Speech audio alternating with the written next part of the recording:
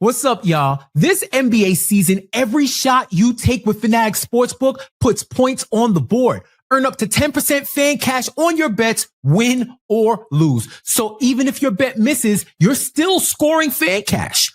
Unlock the world of FANATICS with FanCash for exclusive rewards like authentic apparel, game tickets, and meeting legends at FANATICS events. Make the switch and turn every bet into a bucket with FANATICS Sportsbook. Winning hits different here.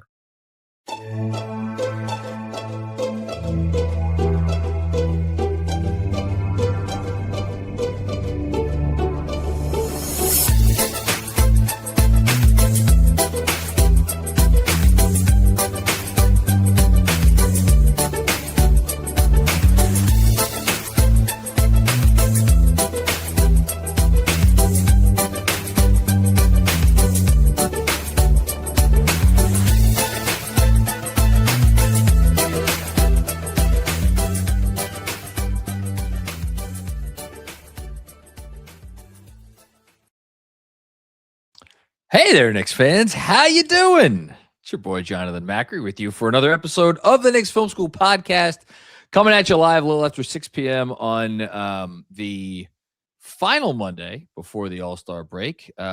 Season has gone both very fast and at times very slow, but happy to be here. Happy to be on the precipice of a little time off, which I think all of us could use. Probably the players more than us, but everybody's in the same boat. And yeah, happy to check in after what has been an exciting week with my guy Jeremy Cohen. Hello, Jeremy. Hello, John. Exciting week indeed. You know, all good things must come to an end where the win streak was snapped, but the last 2 weeks, Knicks have the #1 defense in the NBA, and it could stretch a little bit further than that. They got a great player in Jose Alvarado to add to the rotation. And the vibes are pretty good. They beat Boston, and that wasn't even the worst loss that Boston had yesterday. So nice double feature for them. Even better because the Knicks won one of those games against them. So all in all, a great day. I'm sure you were happy, very happy from the hours of 6:30 to 10 o'clock last night. Yes. Yeah.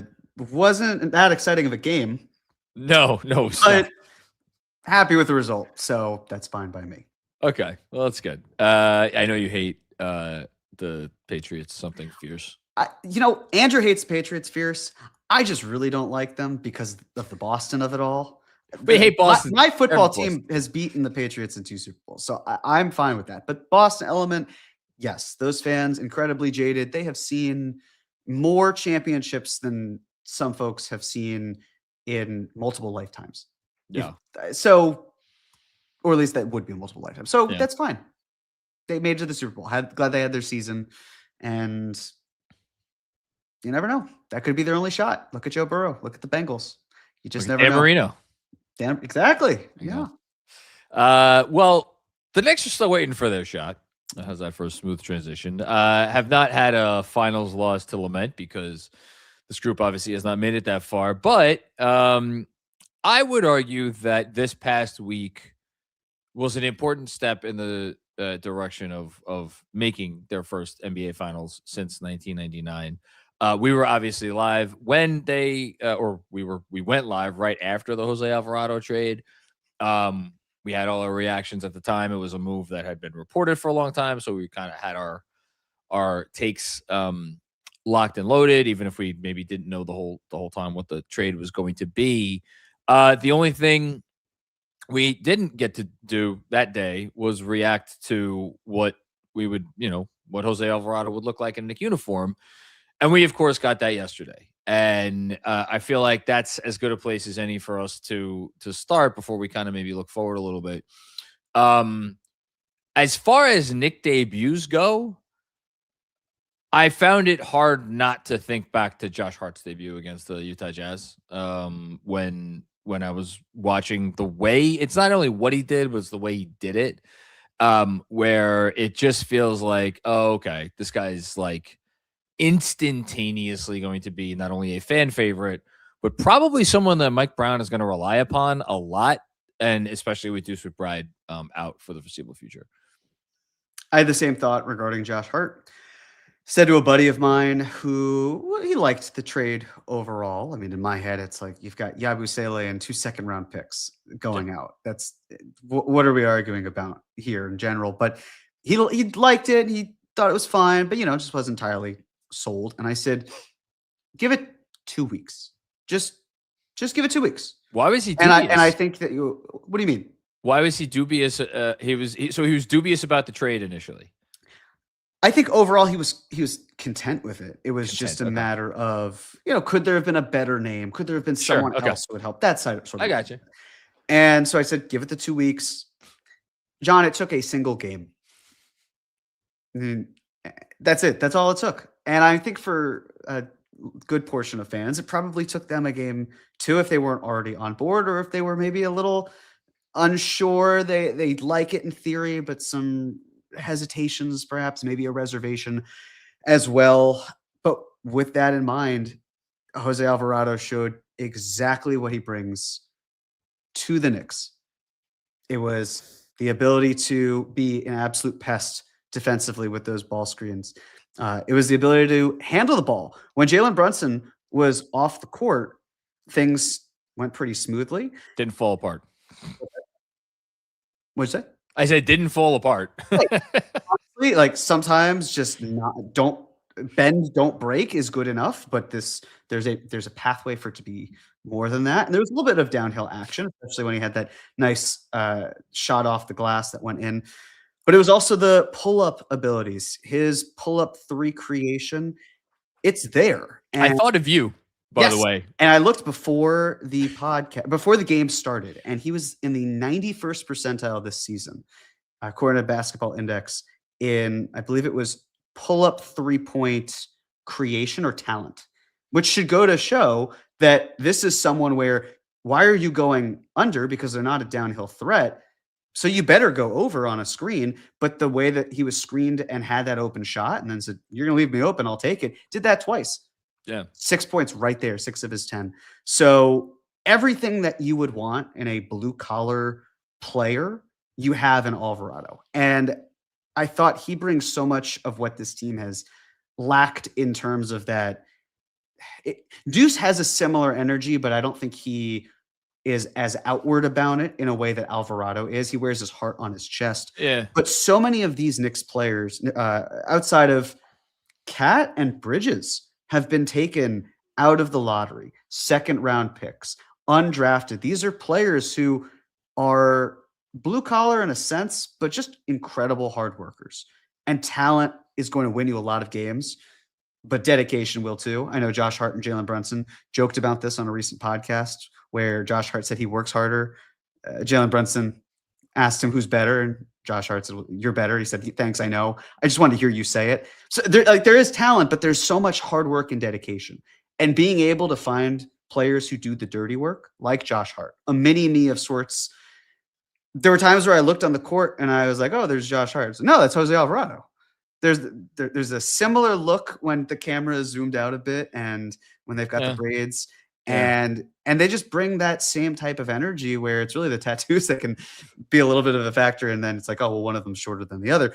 But just having more Josh Harts, more straws that stir the drink, that's not a bad thing at all. That's actually, I'd argue, quite a good thing. So I was very happy with that. Yes, and having Josh Hart, who opposing teams, I know, like you said, they did go under a couple screens, but like generally speaking, are going to guard and are going to pay attention to when they are behind the arc and not dare them to, beat them with their outside shot or in some other way. That was refreshing. My favorite thing that I saw on social media over the last day or so actually stemmed from DJ, our own DJ Zulo, who went back and watched Diawar's defensive tape, and he tweeted out that the early pickup points on Jaylen Brown were very disruptive because it was forcing Brown to do this, that, and the other thing just to cross half courts and get into the actions that he wanted to get into. And then that was retweeted by our friends at the All NBA Podcast Network, who charted the Knicks' average pickup distance versus for the entire season in terms of like how early up the court, they were picking up like the offensive player. And the distance yesterday against Boston was 47.6 feet, which was the highest of the season. Mm-hmm. So, and he actually on the chart correlated it with points per possession allowed. And sure enough, Boston was one of the lower numbers there too. So obviously DJ attributes that mostly to Diawara, but I think you could put Alvarado right in the same category. And I don't like the fact that both of those guys played such significant roles in the same game. It's always interesting because there's always usually on the post games, there's like not a singular narrative that develops, but there's like one person who kind of rises up as the guy getting the most attention. And I got to say, it was like split pretty evenly, 50-50 between Diawara and Jose yesterday, which it was cool. It was cool to see. Let me ask you this, moving forward, I can't say who's going to play the bigger role on the Knicks, but because it's clearly Alvarado. But like, who are you more interested in seeing? Let's forget next season. Just this season, who are you more interested in? Like down the stretch of the year, between Alvarado and Diawara. Alvarado. Okay. Why? Well, especially with Deuce McBride out, the role is clear. I mean, we'll see what the deal is with OG Anunoby and the potential injury that he may be suffering, because that's opening a door for Diawara as well. It's more that I have trust in the veteran, in Alvarado, who brings exactly what the Knicks need, versus Diawara, who I feel like plugs in to what the Knicks could use. You know what I'm saying? Because even someone like Diawara, who says he models his game a little bit more like Mikal Bridges. Diawara, by the way, 8 of 9 in non-garbage time from the corners this year. That's really, yes, pretty damn good. Small sample size, right? Not even 10 shots, but hitting 8 of 9 of 8 of 9.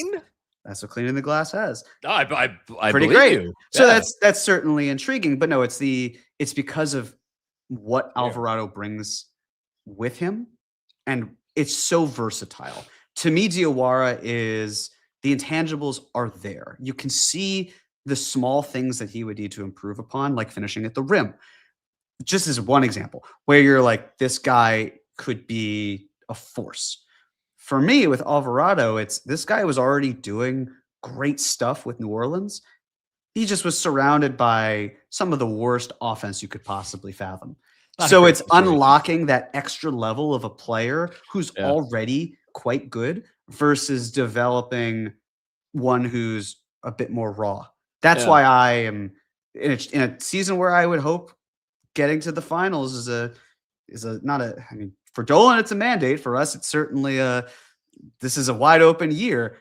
Alvarado is someone who I would be more focused on compared to Diawara, but love seeing Mo, you know. Mo indeed. I'm like, every time Diawara steps foot on the court, my antenna goes up in a way that I don't think any player. I honestly, like, the last guy to have that specific, because like I thought Deuce was like I don't know if I would say I thought Deuce was a promising prospect, but like he was an interesting, like you wanted to see him. Like he clearly brought that pitbull mentality. Not quite like Alvarado, but like in a not too dissimilar way.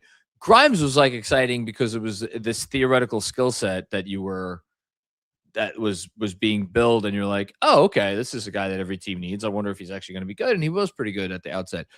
But honestly, it's probably not since Quickly.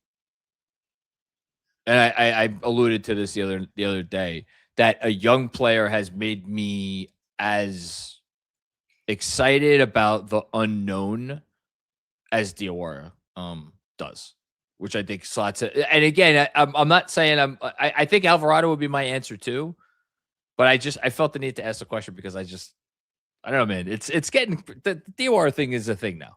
We can say that. It is, and it's expectations. When you have Quickly or Grimes, both former 25th overall picks, you're thinking, let me get at least a role player out of this, and that's a good selection.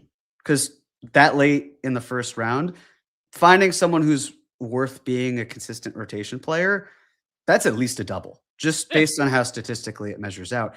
The 51st pick panning out into someone that you can trust on a consistent basis, that's a home run. That is absolutely a home run because you are not expecting anyone in the last sixth of the draft to be contributing in the way that someone like Diawara is now. Putting that still into perspective, this is also someone who is averaging under 3 points per game. Yes. And I say that because I have been asked a lot about Diawara's free agency. And to that, I say, I'm off the clock. Let's revisit that in the offseason. But I get it because if he keeps playing like he did against the Celtics, people are going to wonder, how does the math work? What are the Knicks going to do? So I'm excited to see what he continues to do. This is also still someone who is not going to be a potent scorer, or it isn't a potent scorer right now. That can change with time and room to grow. I certainly hope it does. But it's also just like if Diawara just stood in the corner, hit shots, and defended some of the better players, I'd be thrilled. If he can do more than that, incredible. But I'm still sticking with Alvarado. And he is doing more than that. I will just say there is one player in NBA history who, at the 51st pick, has scored more than 4,000 career points. I will buy you dinner at any New York City restaurant you want if you can guess who this player is. I take it I don't get a hint since it's any restaurant. I would probably have to set a dollar limit if I gave you the hint. You know what? No, I'll give you the hint. I'll give you the hint. One-time All-Star.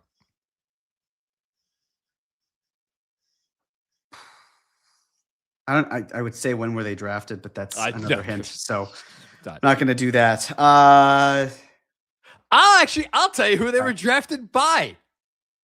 The New Jersey Nets, which gives you a timing element. Okay.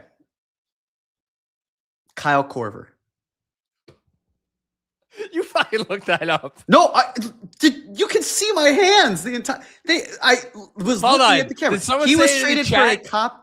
No, I'm not even looking at the super chat. I don't have or any of the chat that goes on. I don't have that ability because I'm not producing the show. Where did you pull that from?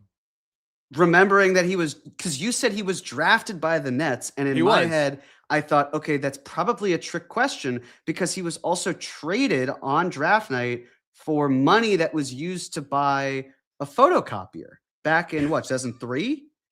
He was traded on draft night. Well, I really got fucked here. Player rights sold by the New Jersey Nets to the Philadelphia 76ers. Does not even say what he was traded for. People can see my eyes. They can see that I was looking at the camera the entire time and that my shoulders were so not moving. I went one manner. too far. If I had not said drafted by the New Jersey Nets, would you have gotten it? No, absolutely not. That's why I said I even thought you weren't going to give me the hint, and then you did, which was very kind of you. Almost as kind as the meal that I guess I just won because of. We're gonna have to talk about this.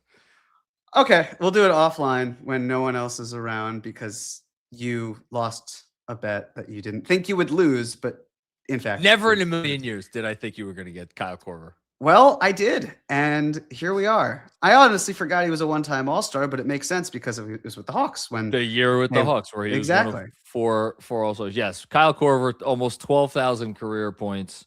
Spent time with 6 different teams. And I should do double or nothing and ask you to name all 6 teams. So I'm not going to do that. No. Instead, you can take me to Keen's and we can have steak. And I'll thank you for I've never been to Keen's. It's quite good. I've always wanted to go to Keen's. Well, now we have a reason to go.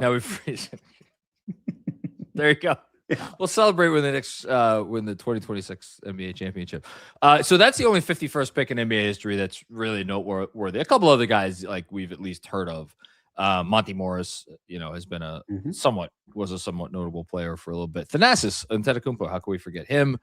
But yeah, so is it unlikely that Diawara turns into something? Yes, and yet, I wonder if 5 years from now, when I'm reflecting back on the season and I think of this Like, oh, the Super Bowl Sunday win. Yeah. Will I think like, oh, was that was Alvarado's first game? Or will I think like, oh, that was Diawara's like kind of coming out party? It'll be interesting. We should also probably note that the win, which was one of New York's better wins of the season, came after I don't know how did you feel? We didn't talk about that Detroit loss. How did you feel about that loss? Well, first of all, thank you to everyone who attended the KFS watch party. We had a great time and it was a nice turnout. And even though they lost, still really enjoyed speaking with those who were nice enough to be there. So thank you very much. With that in mind, I went into the game thinking, you're telling me 4 of the top 8 aren't playing in a game that all right, if they don't care about it, then I'm not going to care about it that much. Now, credit to the Pistons. They won by 38. This wasn't like, they did not play with their food. They destroyed the Knicks. There is no question about it.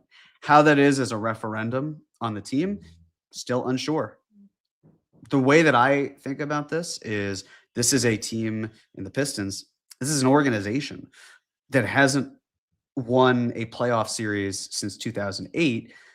Based on how the teams are seeded, if the Knicks and the Pistons were to make it that far, that means that the Pistons would have to win at least 2 series and then press their luck on winning a third. That's not to say it can't happen. Obviously, their track record from 2009 through 2025 doesn't mean that they are incapable of winning playoff series.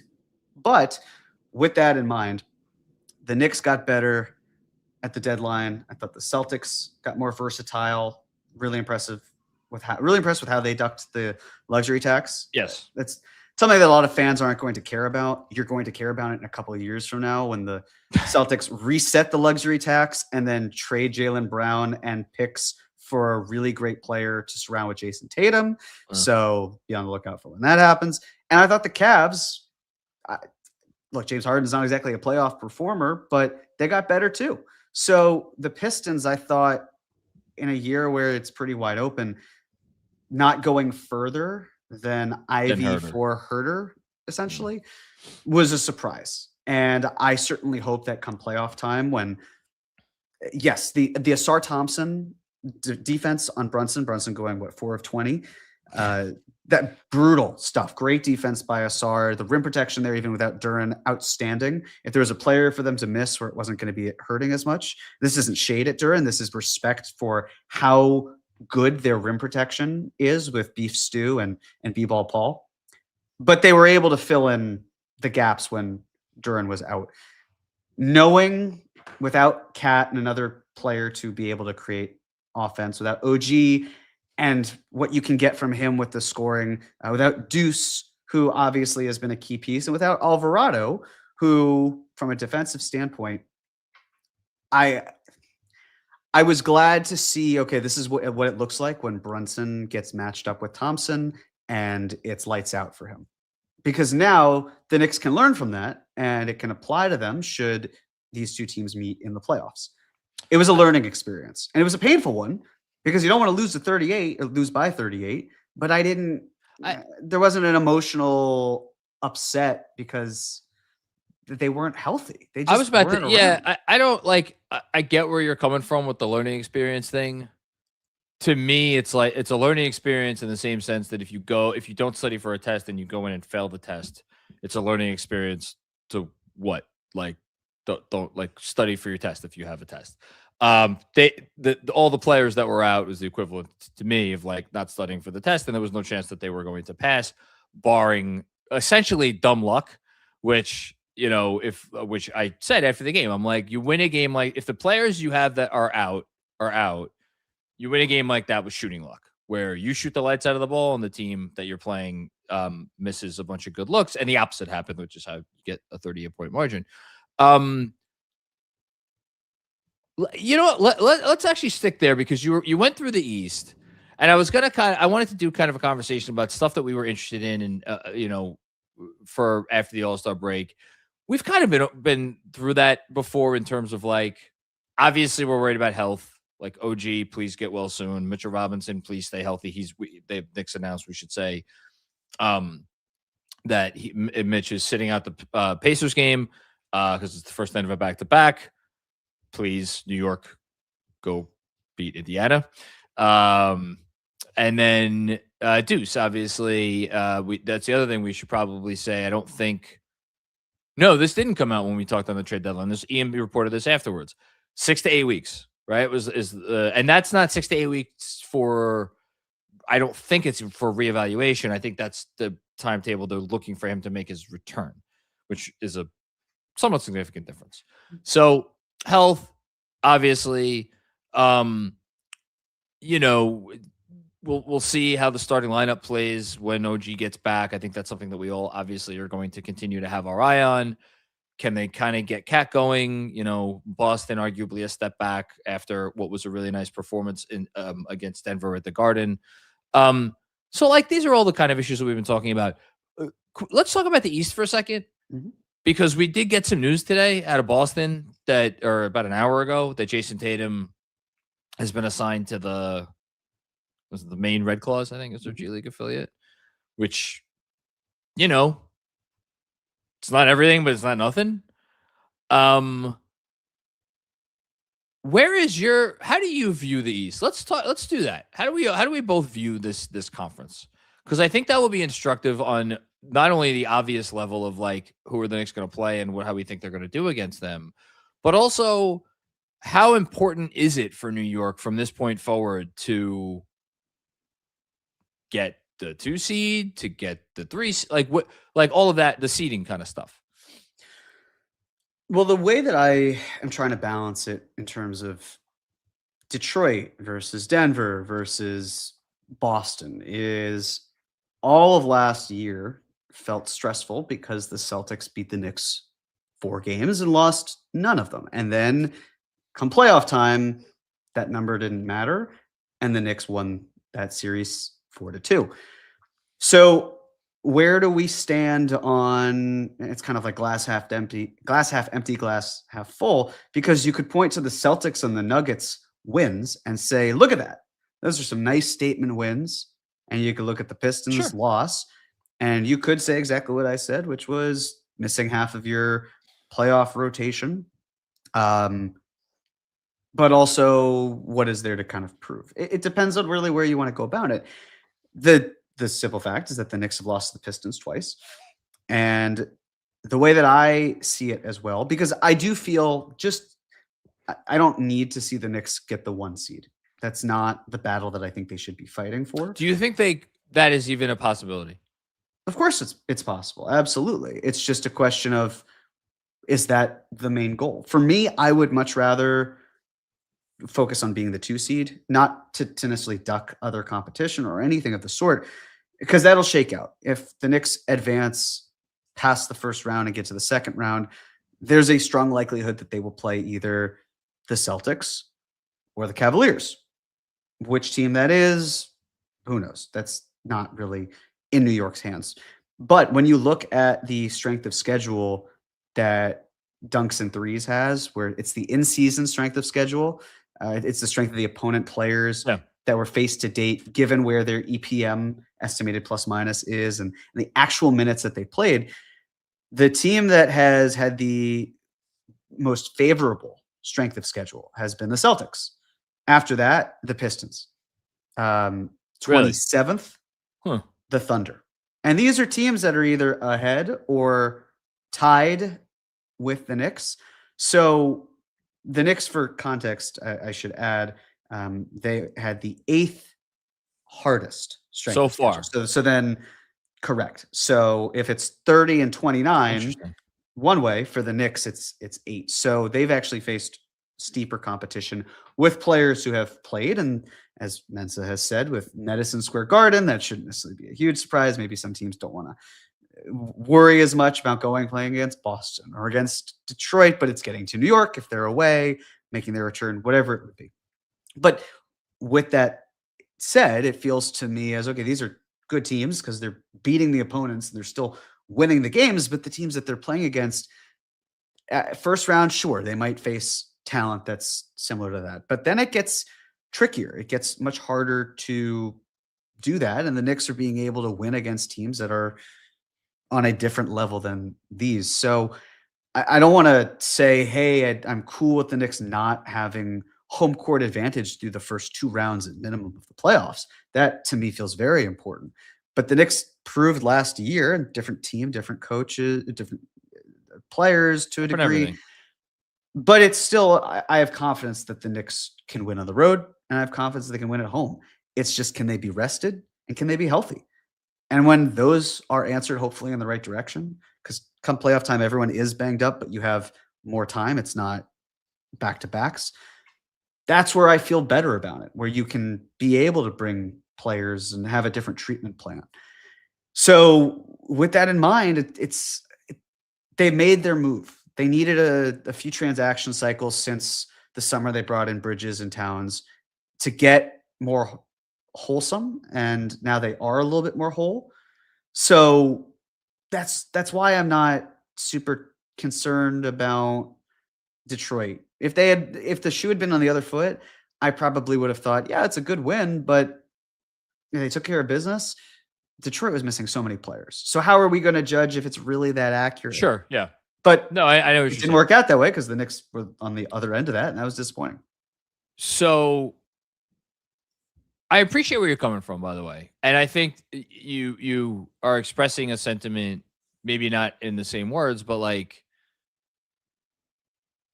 I think most of us, I feel this way, and I think you feel this way too, feel like if the Knicks are healthy and the Knicks are playing up to their capabilities, which we have certainly seen a lot this year, more than I would argue a lot more than we saw last year, especially after January 1st.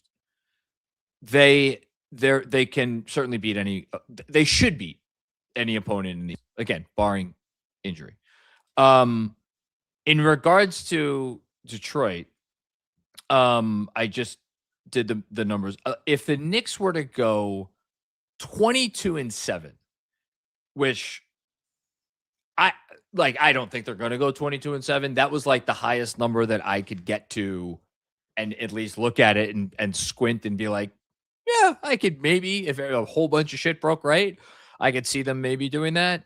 And by the way, I went through the schedule real quick. They have 17 quote unquote like real games left. Games against, now it doesn't mean now that means there's a dozen games against, like at Memphis. Memphis might be tanking, New Orleans, Washington, Brooklyn, Indiana. Like any team can lose on any night in the NBA. But if you're just looking at the games against teams that are definitely trying to win and that are actually capable of winning, they have 17 of those games left. So like for them to go 22-7, you're talking about them winning all the games they're supposed to win. And then on top of that, going 10-7 against, all of those other. Is it possible? Yeah, I'm not betting on it. If they did that, the Pistons would need to go 17-14 for the Knicks to pass them. Unless Cade Cunningham gets injured, I don't see that in the cards. So this is, I guess, my long-winded way of saying congratulations, Detroit. You're the 2025-26 regular season Eastern Conference champions, which is not something anyone has ever said before because it doesn't mean anything. But I feel comfortable saying Detroit's going to be the 1 seed. It certainly feels like it, which is fine. Yeah. After that, do you care at all how the rest of the seeding, whether from a Knicks perspective or from any other perspective, do you care at all how the rest of the seeding breaks? Because there are probably some teams that I would rather face, and then I think there are some teams that I, all things being equal, would sooner hope to avoid. I don't want to face Boston just because I don't want to have to relive the same anxiety facing a Boston team. That's a personal issue. Exactly. But you asked me a question, I'm answering the question. I did ask you a question. You are indeed answering the question. Cleveland, I'm curious to see what they look like when they are healthy, because they're a better team. But again, I feel like defensively, the Knicks can hold up against Cleveland. They brought in the infrastructure. I also feel like Cleveland's defense will be very solid in the front court, but in the back court, I understand why you bring in Keon Ellis. To me, there's a lot of stock that could be put into Keon Ellis's abilities when he hasn't been in the playoffs before. It's a different game. It can take some acclimation. So to have zero real high stakes experience, because I don't think he played any of the playoff games in the For the Beam Kings? season for the Kings. Yeah, I don't think he was. I'll look it up right now. So with that, Toronto not terribly concerned, especially depending on the health of Pirtle. If they have no one over 6'9", if Trace Jackson Davis is their best front court player to go against Cat, not exactly. Sure, I mean, he's a rookie, but right. So I mean, it's a man's game, the NBA. So it just is. This guy Murray Boyles is like a 6'9" cinder block, but yes, I agree with you. But there is a factor of age, and when you're going up against Karl Anthony Towns, and he's taller than you, and he's wider than you, perhaps, and he's able to collect rebounds. We just saw it not too long ago, like what, a week and a half ago. So that's why I wouldn't be as concerned. 6'7", excuse me. No, so. With that in mind, the Sixers, they're I can't believe they're going to play the fourth and final game already against the Sixers this upcoming week, but they will be. To me, you found the point of attack defense that you were unable to really leverage against Maxey and Edgecombe. Embiid's still going to be very good, but he has to be healthy, of course, too. And I think Maxey's had a pretty down month, if memory serves, just in the last month or so. It's been kind of cold. So, yeah, so many variables, of course. Orlando, I'm concerned about injury more than anything because of just how they play. But I can't get too wrapped up in that because of the confidence I have in the Knicks to be able to go through the motions, handle business, and keep it moving. If anything, there's a thought in my head, which is like, don't let the Hornets get the 8th seed, or let them do it. Because what could that look like? Then are you playing the Hornets? But then I'm thinking, I can't be petrified of the Charlotte Hornets as they're on a great run, because they are on a great run, and I expect them to make the play-in as other teams drop. We should say, sorry, they are, as we're recording this, they're tipping off against the first place Pistons in 21 minutes from when we're recording right now. So if you're wondering why we're not talking about the result of that game, it's because it didn't happen yet. So just want to throw that out there. So, an 8th seed can beat a 1 seed. We've seen it happen a few times. But in this context, it's just, there are too many variables for me to be super worried about it, just because, again, I have that level of confidence in the Knicks. When healthy, when playing their game, that's really what matters. It's the defense clicking that has inspired the resurgence of confidence for me. If it were just, okay, this is a really great offensive team, but the defense, they're working on it, I'd be a little anxious about it. But consider this, the Knicks right now are 13th in the NBA, according to Cleaning the Glass, in points per possession on the defensive end. It's 114.6. They are 0.9 away, 0.9 points away from being what we would consider a top 10 defense based on that number. If you go 0.9 in the other direction, then they would fall to 15th. So how they have been able to right the ship, super impressive, but there's a very close, bunched up group. And if the Knicks can just come out ahead, I think being able to say, hey, we are a top 5 offensive team. On our best days, we might be top 1, 2, or 3. And on a regular day defensively, now with the unit that we have, top 10 there too. I mean, having a team that's that good offensively and still elite defensively, that elite offensively and that great defensively, that's a winning formula for a championship, at minimum competing for one. If they are healthy, that means Mitchell Robinson is good for 25 minutes a night.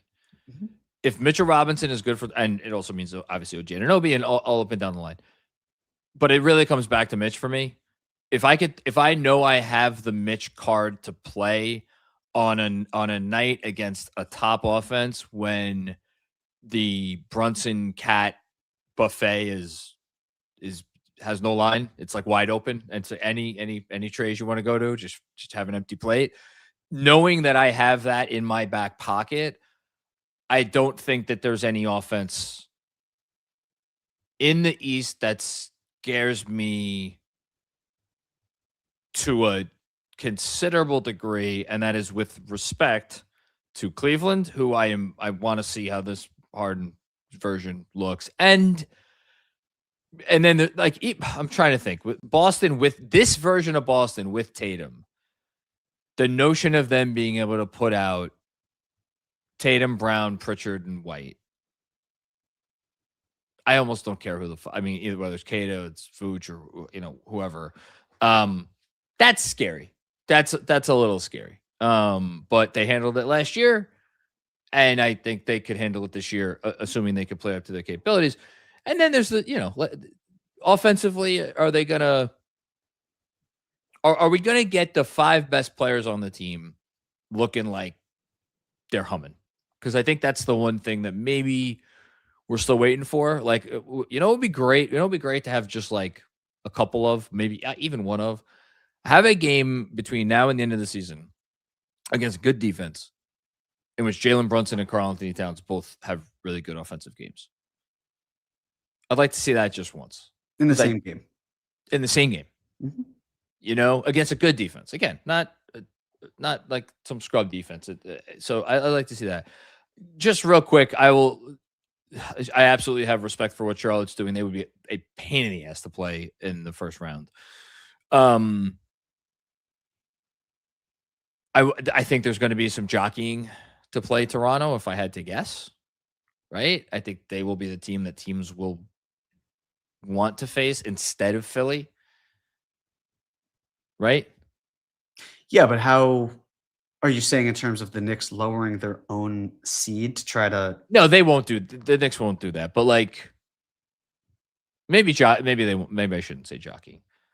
I don't think whoever plays Toronto is going to be upset. That's all. No, probably not. As opposed to Philly, who I think you could argue, again, is Philly going to win 4 playoff series? No. Are they even going to win 3 playoff series? No. Can Philly win a playoff series? Yes. Philly can win a playoff series against pretty much anyone else. And I guess so then the last part for me is like Boston, Cleveland, or Detroit. How would I power rank them? I don't know. I guess I don't feel that strongly right now about any of them, which is kind of dovetailing with what you're saying. So, well, if Detroit is already branded as I'm just like the fear factor, so to speak. I tend to. Here's what I tend to think. I tend to think if Detroit, since Detroit's probably going to be the 1 seed, assuming the Knicks are going to be the 2 or the 3, if the Knicks make it to the Eastern Conference Finals, I think they will have had to have played well enough for long enough to get there. In which case, I would then feel pretty good about their chances against Detroit. But who knows? Maybe that's famous last words. All right. The difference here, just to be clear, is you are more respectful of the opponents and how you fear them, and I am more respectful of the Knicks and how they can play to their best. That is the difference between me and everybody else on this channel. Fair enough. Yeah. Did you think they were going to lose that game against the Celtics? Oh yeah. Okay. I did. Because no OG. I didn't. I thought Brown would kind of eat their lunch again, and they had Mo Diawara and they had Jose Alvarado, and you know who else they had, by the way? They had Jalen Brunson, and the version of Jalen Brunson that's been defending of late is 180 degrees different than the guy who was defending for a large portions of the season. So, kudos to him. Okay, let's go about some game balls. Given out to one player, coach, or entity that deserves special recognition for their accomplishments over the past week. I believe both Cat and Brunson were nominated for Player of the Week, right? Yeah, neither one in favor of Jalen Johnson. Shout out to the Hawks. Who? We don't know who gives this out because we did. You take it. You want me to take it? Yes, you're the reigning champ for the week, so I believe you should get that. That sounds spectacular. The reigning champ. It sounds a lot better than me buying you fucking omakase at some. It won't be omakase, don't worry. Because raw fish, I love raw fish. Raw fish doesn't love me back, so. Yeah, it's a real bummer. I know. And it's a bummer. It's delicious. I go Jalen Brunson. I am not going to hold the 4 for 20 showing against him because nobody played well in that game. Like literally nobody showed up. I really didn't think I didn't give out any stars in my newsletter for that game. It was just an atrocity from top to bottom. And well, I think there were a few heroes in Denver and obviously a few different heroes in Boston. I think what Brunson did, I'm not even factoring in the Washington game because it's Washington. But what Brunson did to close out Denver and then to really help them pull away and keep them in it versus Boston and then help them pull away versus Boston, I thought was incredibly impressive. So I'll go with him. It's a great choice. Yeah, that Pistons game was just what it was, but it was what it was. I think my game ball is going to shock you. Like, truly. I think it's going to genuinely shock you. I'm not even going to wager a guess. Okay. Unlike you, who did wager a guess and yes, wagered wisely. I'll give you a hint if you'd like. Was he drafted by the New Jersey Nets in 2003? He was not. It was not? No? No. Okay. Was that my hint or do I get a real hint? I'm trying to think of one that wouldn't give it away. Tell me what color comes to your mind when you think of this player. Red.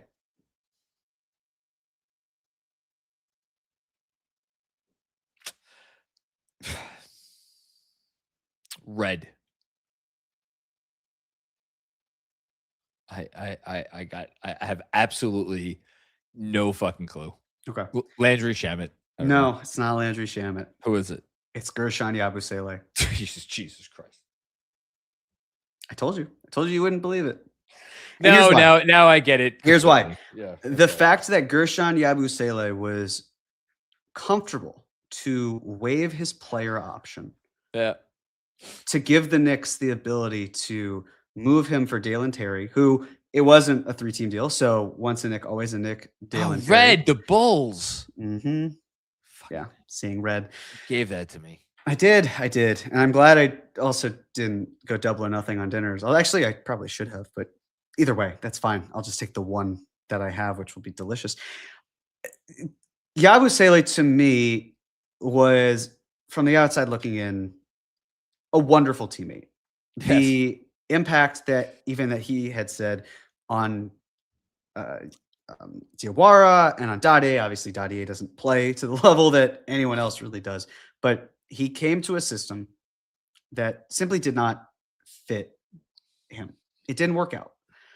And he could have been a liability. And instead, he decided, it's bigger than bad. It's bigger than money. It's about the game. And waiving that player option meant that the Knicks got to keep a lot of second-round picks and get their target in Alvarado for far cheaper. And the humility that Yabusele had to be able to do that, because giving up $5+ million when you've had this level of a season, I have never seen anyone do something like that. And that means a lot. Truly, for a team that doesn't have a ton of assets, the Knicks being able to get Yabusele just shows that he's a good person who wants to keep his options open. It's more than the money, like I said. So he gets the game ball for what he did off the court, which helps the Knicks bring in talent that can fit on the court. So I wish him well in Chicago. He's already putting up some pretty good numbers. Different system, different expectations. Is what it is, but I'm glad he did it, and I'm grateful. So merci beaucoup, Gershon. That was perfect. Dancing bear. Really just A+ stuff from you. All right, detention. Given to one player, coach, or entity that needs to go into a dark room for a long time and think about what they did and can do better the next time. This is yours.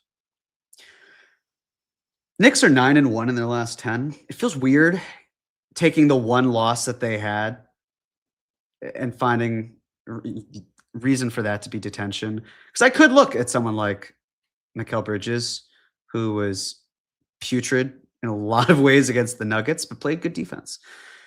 He was actually okay from the field against Detroit. We should know. Yes. Right. That's the thing. There's a lot of up and down there. Jordan Clarkson, who is getting what seems like a weird amount of hatred online from what I've seen. What?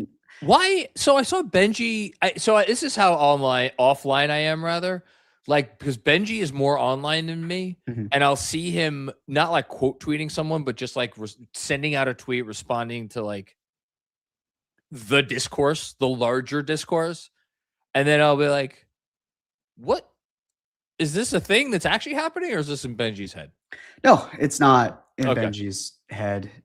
If Jordan Clarkson, if Deuce McBride were healthy, Jordan Clarkson wouldn't be playing. And then there wouldn't need to be any real dialogue about Jordan Clarkson, because we know the Knicks don't even really want to play Jordan Clarkson because they feel they have better talent ahead of him, but they need someone. And sometimes Tyler Kolek isn't going to impact them. But I thought Clarkson still this week didn't have a putrid week either. So I'm against Boston. I'm instead going to give it to Giannis Antetokounmpo. This fucking guy. It's just the level of discourse and time and ink that was wasted. Not to say a lot of it was his fault, but I'm saying it was all his fault. It wasn't all his fault. It wasn't. It was largely his fault. Sure, he's John. He's in my detention, so clearly he is at fault in some capacity. He is, as we would say, culpable. So that's without anything. The Kalshi stuff, to me, hate it.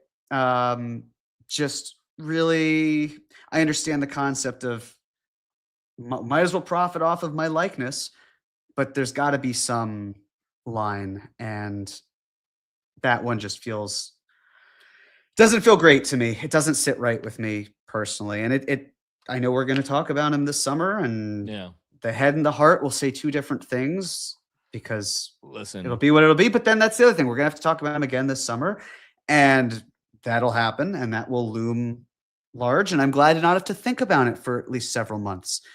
But with that in mind, I know that we had to talk about him for a lot of the season because of the possibility.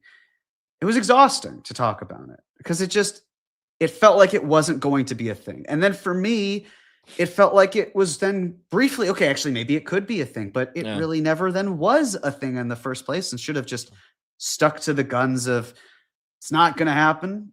And I'm doing this out of due diligence, but whatever. Just everything about it, where in the end, it held up all these teams. Kind of funny, though, about what it could have done to some other locker rooms like the Miami Heat. So we don't know. The Heat bothered by that, or other teams? I have no idea. But just the drama that came from that, it was exhausting. So Giannis is in my detention for the week. It's a fantastic call. The audacity of the Wolf of Wall Street tweet. I got to tell you, that might be the most absurd, audacious thing that and this is a league that we have, like, James Harden is in. LeBron James. Talk about guys who have said and implied some stuff over the years that is just like absolutely just wildly batshit crazy. That might take the cake for me. Great call by you. I'm putting Mikal Bridges in detention for giving me a heart attack at the end of the first overtime against Denver. I will forgive him for that, but thankfully the Knicks won the game. But yeah, he's going to be my detention. No predictions right now because we already did our predictions for this 2-week stretch because it's an abbreviated week. So long and the short of it, if the Knicks go 0-2, Jeremy wins. If the Knicks win one of the next 2 games, I will win for the week. I think we both hope that I get the week. And that's it. Anything else before we get out of here? No, I won't be on until after the All-Star break. So, John, hope you and everyone listening to this enjoy some time off. Yeah. Enjoy, especially if you're in a cold place, try to get warm, stay warm. Whatever it is, probably going to have more snow coming soon. So just have fun without basketball, and hopefully the All-Star game is competitive and not boring, because that would be really nice. It'd be nice to see a competitive All-Star game for the first time in a long time. I haven't watched an All-Star game in probably 5 years. I think I've skipped almost all of them except for the Elam ending one. Oh, that was good. That was a Right. good one. And but that was the Kobe factor as well. This one, if I'm around, I'll tune in, but I'm not going to plan my whole evening around. Yeah. I would rather watch industry than watch the All-Star game. Yeah, this is going to be a situation where like it is going to be so far. Like if we're staying at my mom's place down in Florida, and if like her husband John is like, "Hey, I want to watch the All-Star game tonight," and like we kind of like, "All right, let's all sit down and watch the All-Star game," and then I'll watch it. But I'm probably not going to bring it up. So, I guess the better question is, will I watch any of the Saturday festivities, which Kat and Brunson are participating in?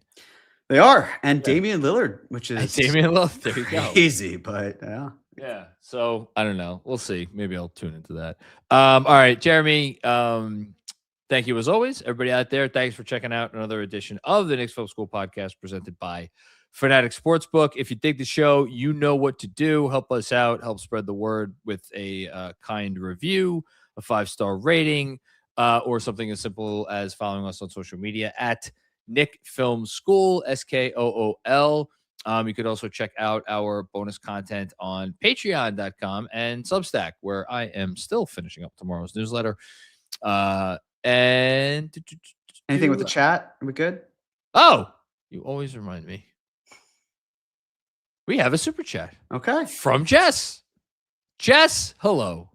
My daughter watched the game with me. When Jose hit the court, I said, "Woo, there's the new Nick." Yes, woo. My wire's in the way. She said, he's the shortest one out there. Hashtag GTA. Yes, Jose Alvarado is the shortest current Nick. I think his listed height is what, 6'0"? 6 feet even? Yes. Yeah. How many NBA players do you think are listed at below 6 feet right now? There can't be very many, right? It feels like a dying breed, honestly. Like that type of player just has been phased out over time. I'm going to say 3. One plays for the Bulls. Hold on. And I don't know the other 2. That's my guess. I don't even know how to find this out. I guess I would probably have to I have to do like a player like actually, hold on. How long? You have 30 seconds? I do. Let's see here. No, that's not going to do it. I don't even know how to find. Oh, here we go. Player. Oh no, you know what we could search for? Hold on. We do player game finder, and we're going to just put just height is the only thing, because you could actually search for height. Are we saying 6 feet and under, or are we saying 6 feet? We're saying under 6 feet? Under 6 feet. Okay. I got you. There are 4 players. Jordan McLaughlin. How do you find this out so fast? I went to EPM, or Dunks and Threes, and I looked at 72 inches, which would be 6 feet, and then did less than that, so came up. Jordan McLaughlin. Okay. Plays for the Spurs. Okay. Ryan Nembhard, who plays for Dallas. the Mavericks. The player I was talking about, Yuki Kawamura, he plays for the Bulls. I did not know he was a And Isaiah Stevens, he plays for the Kings. So that's 4. So I was close with 3. But well done by you. yeah. And actually, I think that Stevens has played 2 games this year. So I thought Brandon Williams on the Mavs was. No, he's listed at 6'1". See, that's the thing. A lot of these guys, you look at them and you're like, "There's no way that fucking guy's 6 feet." And then you look at their height. Yeah, like Brunson's listed at 6'2", which is the most ridiculous nonsense ever. Yeah. Okay, well, thank you, Jess, and thank you everybody for watching another episode of the Knicks Film School Podcast. You'll see Jeremy after the All-Star break, and you'll see me on the post game tomorrow after hopefully another win. against the Indiana Pacers. Till then, everybody enjoy the next few days and take care. Must be 21 or older. Gambling problem? Call 1-800-GAMBLER. Connecticut, call 888-789-7777. Massachusetts, call 800-327-5050. New York, call 877-8-HOPE-NY. Maryland, visit mdgamblinghelp.org. Not available in all states. Terms apply. See the Fanatics Sportsbook app.